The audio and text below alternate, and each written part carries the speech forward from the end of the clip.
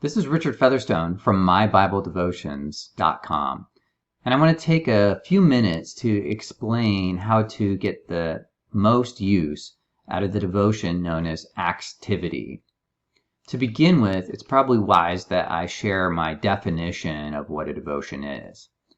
I like to define a devotion as simply the regular reading of the Bible in order to discover truths that should be incorporated into one's life. I think of a devotion as containing three components, and the three components I call the 3Ds of devotion. The first D is discipline. One needs to be regularly engaging with Scripture.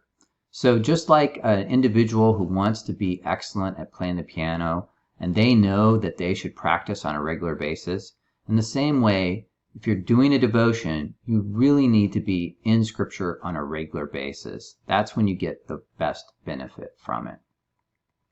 The second D is discovery. We should approach Scripture reading as a way to learn new material and to open up our hearts to allow the Holy Spirit to speak to us.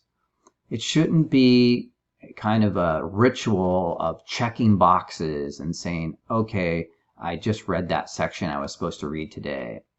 It shouldn't be about validating some Sunday school lesson that we heard years ago. Instead, it should be about getting into Scripture to have the Holy Spirit speak to us to help us know and learn new things.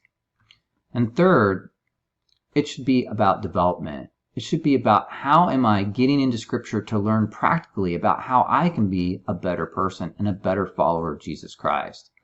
So it should be about spiritual growth, social and emotional maturity. Those are the underpinning important components of a devotion. It should not be just simply about academic or intellectual knowledge gain. So what is Acts-tivity? Well, the word Acts-tivity is actually just a funny phrase that I created because it's a devotion over the book of Acts. And that particular devotion is designed to have a lot of activities within it. So it's not simply a reading. It's not a deep Bible study. Instead, it's an engagement through dramatization where you get to play different roles of characters for different parts of Scripture. There's multi-sensory interaction where you actually use props and physical objects. There's a time for discussion and singing.